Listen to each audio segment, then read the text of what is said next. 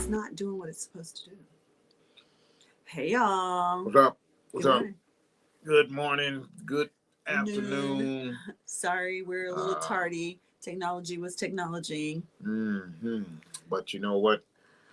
It's good to be alive, but That it's part. better to live. Hey, Brent Jones. So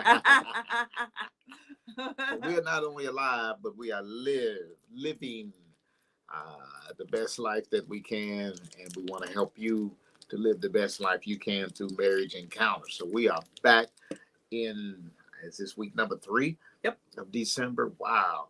I tell you what, this is the fastest year recorded on the planet. Uh, but anyway, we're excited about our marriage encounter on today, and we've been talking about being in the basement and building foundations.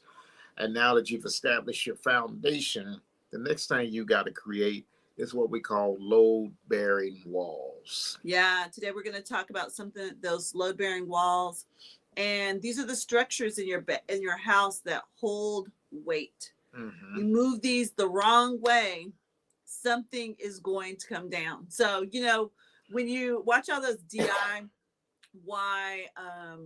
fix your house, all those random shows that are on these new flipper shows and all that. The one thing that they always say is you have to make sure if this is a load bearing wall, we can't take it out. Or Right. if we do take it out, we've got to create other structures in order to hold this. Otherwise, whatever is above it or below it will fall. Whatever's above it in particular. And if you think about a house, I mean, obviously the 4 squares of the house are always load bearing walls, but normally down through the middle of the house, they have at least 1 or 2, sometimes 3, depending on the size of the house, that support. And normally they're hidden behind some drywall, or if you have a free span or open span house, there's a steel girder, or perhaps what they call pressed wood that's pressed to about 6 inches in thickness that helps support everything that's underneath it. And so, ladies and gentlemen, these load bearing walls are critical. And in your marriage, the load bearing walls are critical also. What things do you have in place that's going to support the weight of everything else that you're putting on it? All right. Now, one thing you got to remember, not every wall in your house is load bearing. True. Not every wall in your marriage is load bearing, but there are some that are critical for the survival and the success and the flourishing of your marriage. And that's what we want to talk about on today, those load bearing walls. And then when we start to think about the things that you've been ignoring, so when we think about those load bearing walls, some things you've been ignoring are carrying more weight than you realize. Sometimes, you are stressed or you've been doing a lot, or, this is the Christmas season. And so sometimes just those holidays and trying to get to the end of the year deadlines, and just, there's a lot of different things that happen during this time of year. We experience a lot of loss. All of those things can be things that are bearing weight, yet you don't really realize that they've been holding the weight that they've been holding. So they're actually supporting or causing the foundation to begin to buckle. Yeah.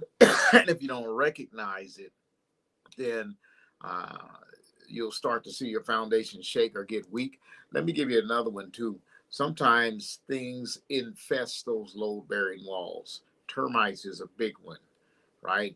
And when termites get in there, they eat away at the substrate that holds everything up. And you don't recognize it until you start seeing cracks in the walls, cracks around your roof line or whatever.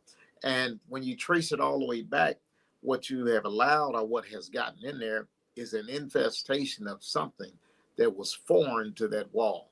And even in marriage, ladies and gentlemen, sometimes you allow stuff to creep in that you don't even know is there. As a matter of fact, I was messing with some treated wood this morning, and I looked in there and I could tell that this was the burrowing of termites, even though it was treated. So it sat out there long enough where it lost its capacity to be in the ground, and the termites started to attack it. In marriage, ladies and gentlemen, you got to be careful, because if you're who's not, your termite? yeah, Woo! You know, termites got names. Yikes. Termites got wavy hair. Termites are 6'3", strapping like me. Yeah. You know, termites come in all shapes and fashions, but they have one thing that they want to do, and that's eat away at the foundation. Yeah. Yeah. Okay, so let's talk about load bearing wall communication. So communication is one of the things that we have to have in order to make sure that the structure is strong. If it's weak, the whole emotional house will eventually topple over. We've seen those houses that are leaning, that are tilting, you know, especially when your grandpa built that back bedroom, you know, and the floor ain't straight. So are we shutting down instead of speaking up? Are we listening to understand or listening to win the argument? Mm. Are we listening to understand or are we listening so we got our counterpoint so that we can win this argument? And if you're listening to win the argument, you've really shut down everything that the other person is hearing or saying, because your mind is turning over evidence, facts, what you know you can counterpunch with. All of that's running through your mind, and you're really not hearing anything. Even though you're nodding, I'm not saying in this situation, even though you're nodding and chinning and grinning and agreeing, you're not hearing anything. But here's the fact of the matter, ladies and gentlemen, you cannot build a vision for 2026 on missed calls, miscues, and more importantly, miscommunication. You cannot build your vision for your next year unless you eradicate some of these termites out of your 2025. And so let's get busy. Call the exterminator. So that, whatever that is. The other thing is that we are assuming instead of asking questions. So sometimes the problem that we have is we have made some assumptions about what is going to happen or how things are going to happen, or you know what the other person is thinking. The big one, a huge mistake, is trying to predetermine what they're thinking. Oh, I believe that you're thinking this or you're thinking that. Unless you're God, you don't really know what I'm thinking. So I think that's one of those things when we start to look at communication that can really whittle it away. That if we are assuming instead of asking, if we are not having those full conversations, if we are having those breakdowns around our communication, that can be a huge piece. But we play God all the time. I said play God. We play God all the time because we think we know the answers of what somebody else is thinking. And we do it all the time in marriage and just in relationships all the time. How many of y'all ever, we're going to have a conversation and you have already surmised in your mind what your spouse is going to say, how they're going to respond, and all of that. And based upon your predetermined outcome that has yet to be revealed, you start making assumptions, right? And assuming that something, when they say this, I'm going to do that. All that is, how can I say this, a horrible way to build load buried walls, because you're breaking down your communication. And I think the other thing too is that, you know, because sometimes we're playing off of historical data and these things have happened before, doesn't mean that that's what's going to happen in the future. Right. But that's hard though. That's real challenging, because if it happened the last 27 times, I'm going to bet on 28 most of the time. Everybody else is. So, I mean, I do agree with you 100%. But once you see a pattern established, I mean, it's going to take double the amount of time to break that cycle and break that pattern. Not only out of your spouse's mind as to what they assume you're going to do, but out of your own behavior, right? I mean, you have to challenge yourself first, right? And when you challenge yourself first, what pattern, what habit do I need to break? Okay, because I mean, people will see stuff, and everybody's going to make an assumption based on the data that they have available, regardless if it's factual or not, right? I'm going to make an assumption. So, I mean, at those moments, I think it'd be good to ask your spouse that question. Yeah. So hey, how come you always get home late every time you leave before I leave, but you always get home later than what I do. No, that's not the way to ask it. That's not the way to ask it. No, because that Huh. because that makes an assumption, and it's accusatory.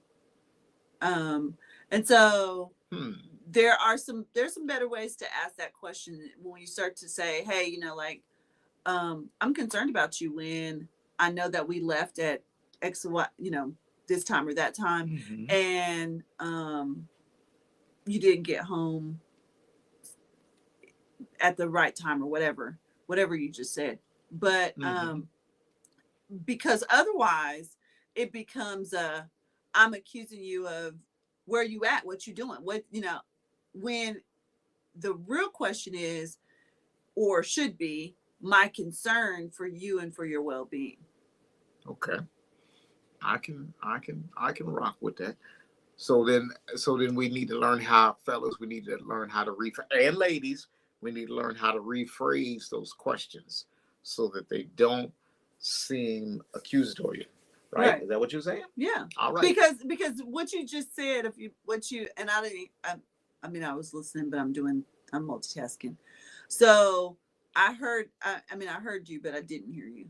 And so, but what I heard was, it sounded very accusatory versus asking a question. Hey, from the standpoint of, I'm concerned, um, because I'm concerned about your safety. So this is why I'm asking this question, not where you been, why you gotta. All You see right. what I'm saying? Let's trouble those waters a little bit more. So Tell me the question again. Tell me what's your statement that you just I said. think the statement we made was, uh, why do we leave at the same time or whatever, and then you always get home way later than what I do, whether it's the male or the female. Right. That's an assumption. And so then the question, would be, hey, we left at the same time. I got home before you did. I was concerned that something happened when you didn't call. So then, would I be telling the truth though?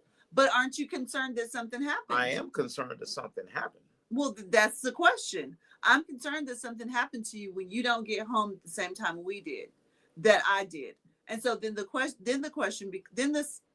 gets the opportunity to say, oh, I stopped at the store, or oh, I did XYZ. That's why I did get home right at the same time. Otherwise, you sound like somebody's daddy, and in a marriage, daddies ain't here.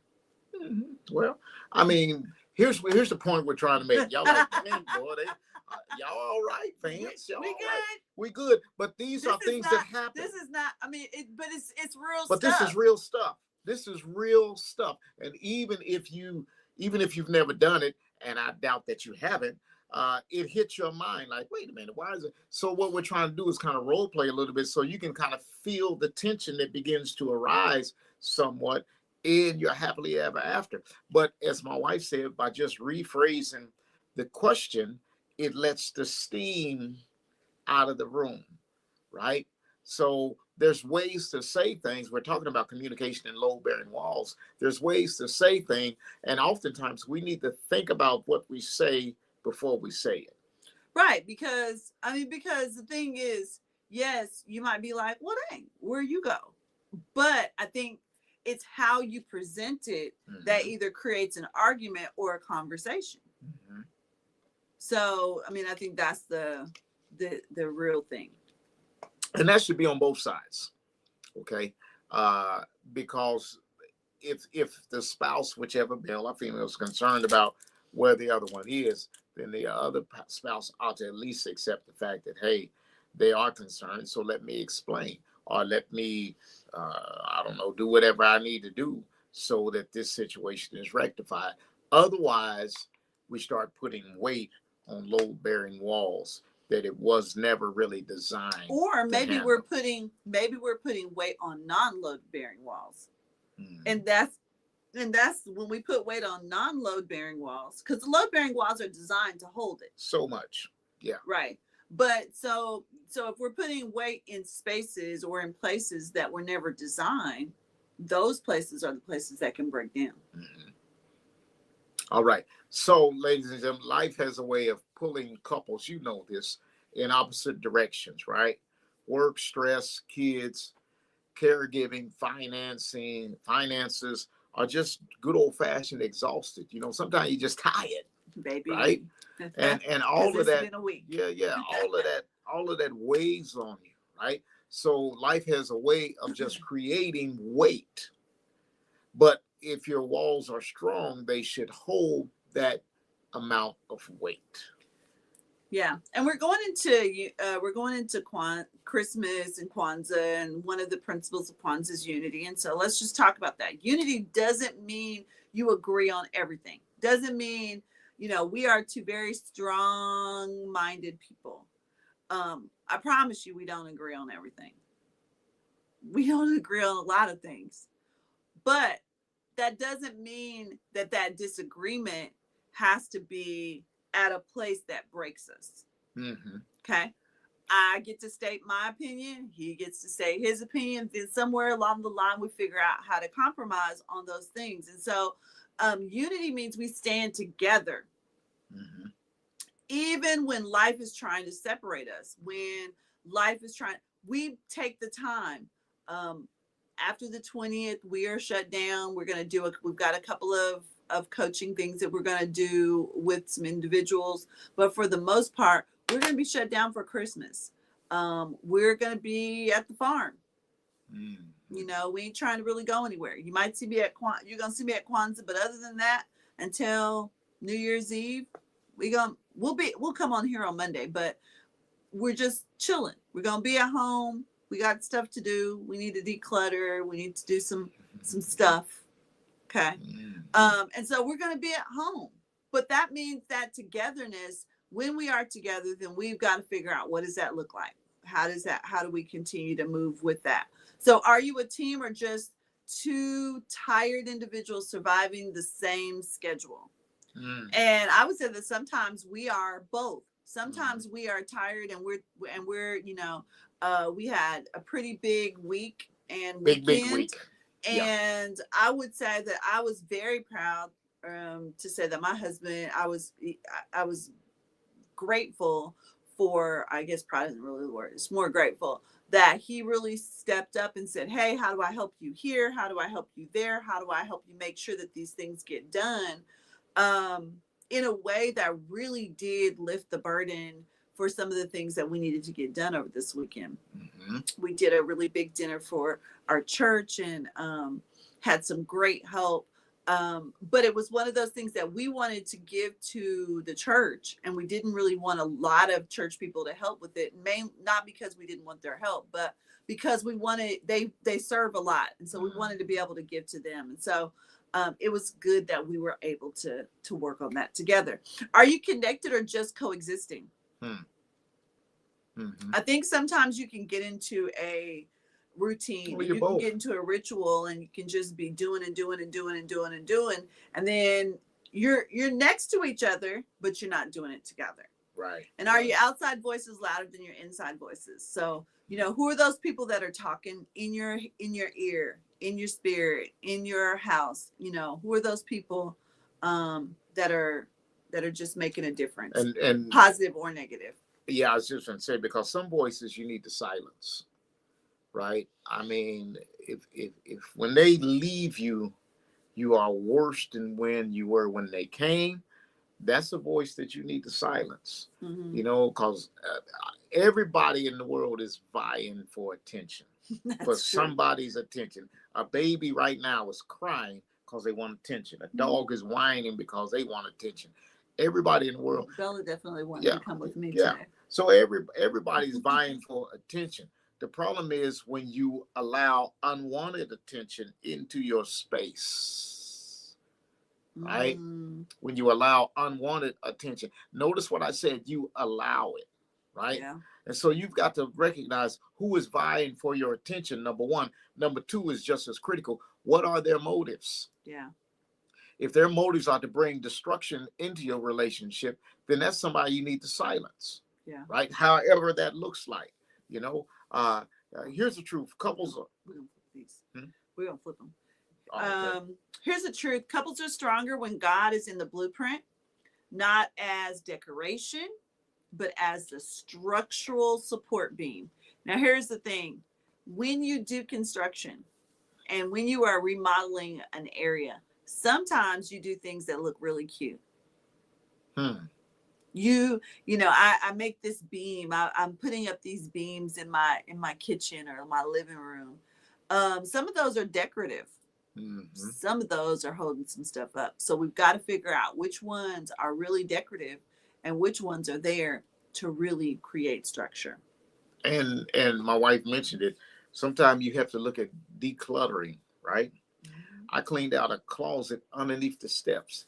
And I mean, by the time I got done, we blessed some people at the Goodwill on Saturday. Lord have We got mercy. some more blessings. We got some more blessings to hand out. But I handed out about 6 bags worth of blessings to the Goodwill. And it had been sitting there unused. And it was cluttering and taking up space. And when you live in the country, you need to be able to look down the cracks and crevices of your house. Baby. Trust me on that. And we don't have no problems. None. But we don't try and invite problems either. So you got to declutter, right? You got to get stuff out of there. And in this season of looking at your structural load-bearing walls, ladies and gentlemen, it's going to require prayer. Yeah. It's going to require discernment, a little fasting, and a whole lot of humility, right? Not perfection, but alignment. But let me say it real simple for the folk in the back. It's going to require work, baby. Work. Yeah. And this is not bad work. Mm-mm. This is work towards creating something that is powerful, not just for you, but for the generations that are watching you. It's foundational work. And I don't mean foundational as in building the structure of a foundation. I'm talking about foundational that'll last generations. Because right now, if you are a married couple and you have children, your children are evaluating marriage based on the model that they see. Okay. And trust me, your model is way more influential than what they see on TV, because it don't take long that you figure out, that's some fake stuff. Mm-hmm. But that daily living it in and out, going through ups and downs, challenges, and still hanging in there, that's the model. That's the foundation that you want to represent. So when we are inviting God into our decisions, there it is. Are you inviting God into your decisions? Is God helping you make your decisions? Is he part of the threefold cord, or do you just invite him after y'all get in trouble? Right. Because, we sing a whole lot of songs we don't need to be singing. Fix it, Jesus. That means it was broke. Sometimes you the one broke it, right? And now you're asking God to fix it. You knew you was breaking. You knew you was snap, crackle, and popping when you was putting pressure on it. Now you talking about, fix it, Jesus. Well, you should have not have broke it in the first place, right? Are we praying together? Big one right there, right? Are we spiritually strengthening what holds us up? Are we working on that daily? How? Through affirmation, through encouragement, through conversation, right? Sometimes you just got to sit together and have conversations, spur conversations, watch a movie, all of these things that bring you together, right? So some couples are leaning on things that were never designed to carry the weight of marriage. Mm-hmm. Money, never designed to carry the weight of marriage. Busyness, children, routine, avoidance. Because those kids are going to grow up and they go and away. They're moving out. They go away. Praise the Lord. Yeah. Silence, avoidance, right? It'll get better on its own. Baby, no, it won't. You got to do some maintenance. I don't know nothing that's ever gotten better on its own without some help, right? Or without some practice, right? Being strong instead of being honest. You can't lean on something that keeps shifting. You cannot lean on something that is constantly moving. Your money is moving. Some days you got more than others. Mm-hmm. The things that are happening are changing. Seasons are changing. Mm-hmm. And what you lean on eventually shapes your marriage, right? Have you ever had something? What was this? Well, that's shaping. Matrix? Yeah, no, that's shaping. See how I'm shaping? I'm shaping stuff, right? Okay. Have you ever had something that had weight on it for so long, it begins to take the shape of that? And then I'm thinking of like 2x4s. Well, but like a tree or 2x4. And then when you remove the weight, it's still jacklegged. Yeah. Why? Because it succumbed to the pressure of the weight. It didn't break, but the weight forced it to change how it operated. It Yeah. changed its physical structure. Well, think about that tree. We have this like weird little leaning tree thing in our backyard. And the thing is that when the tree, you're supposed to retrain it. So it's supposed to, be wibbly wobbly. And if you don't retrain it, then it'll just keep going the way that it's going. And so there's some things in our marriages that we need to prop up so it can be retrained. Okay. It's where, so when we start to think about what we're doing this week, what you lean on eventually shapes your marriage. This week we're asking, is what we're depending on actually dependable? Are you dependable? Right. Can your spouse depend on you? Do you do what you say you're gonna do? Do you show up when you say you're gonna show up? I'm just asking. Yeah, because just because you live in the same house don't mean you're doing the right thing. Okay. Wow. Isaiah 33:6 says, He will be the stability of your times. God stabilizes what life tries to shake. He strengthens what seems weak. He holds what we cannot. He holds the weight of it, right? Love work. A load-bearing check-in on your love work. What's been holding us up this year, good or bad? All right. So record them both, but then figure out a strategy how to get rid of the bad. And I shouldn't say the bad is holding you up; it's stopping your flow. Yeah. So when we talk about holding up, so that could be propping up, or it could be stopping us. So think about those things. What are the things that are holding us up? So that could be the things that are propping us up, or that could be the things that have kept us from making progress. What needs to be reinforced in 2026? What do you need to put a skim up by to help support it, right? When a board is buckling, when you're on a foundation and it's one of the trusses that goes underneath the house, you can put boards on either side, run a screw all the way through it, and squeeze them together to hold it in place. It's almost like you do with a broken leg. It's really the same thing structurally. All right. So what do you need to go along and undergird in your marriage? All right. So what kind of cast do you need? What kind of cast do you need? And who's going to write on your cast? Right. What pressure points have shown up lately, ladies and gentlemen? Where is the pressure being applied? And what are we leaning on that can't hold us anymore? That you need to release and let go, or let it fall over. Yeah. Right. Let it go. Let it go. And whatever the movie is, let it go. Let Frozen. it go. Who? Frozen. Oh yeah. Frozen would be good right now because it's freezing. Right? Well, it ain't that bad. Not for me. It's not. All right. Where do we need God? Where do you need God to strengthen you at? Small conversations that carry big weight. So these are conversations that you need to be having with your spouse this week. Next week, we will be talking about reinforcement. Strengthen what will carry you into 2026. So be thinking about this. Make sure you're doing your love work. I did post it in the group from last week. I got it. It was a little late because last week was busy. It was a crazy week. Busy. I'll do today's today. But make sure that you're doing your love work. We're not giving you this stuff because we don't have anything better to do, but because these are ways in which they're conversation starters. Okay. So that's the objective of them, is to be conversation starters for you to all have the conversation about how to strengthen your marriage. Right. So don't lean on any more what can't hold you. Strengthen what does before you build what's coming next. Right. And remember, as we always say, keep building your relationship with faith, fun, and forever love. And you know how we do it. Doggy style.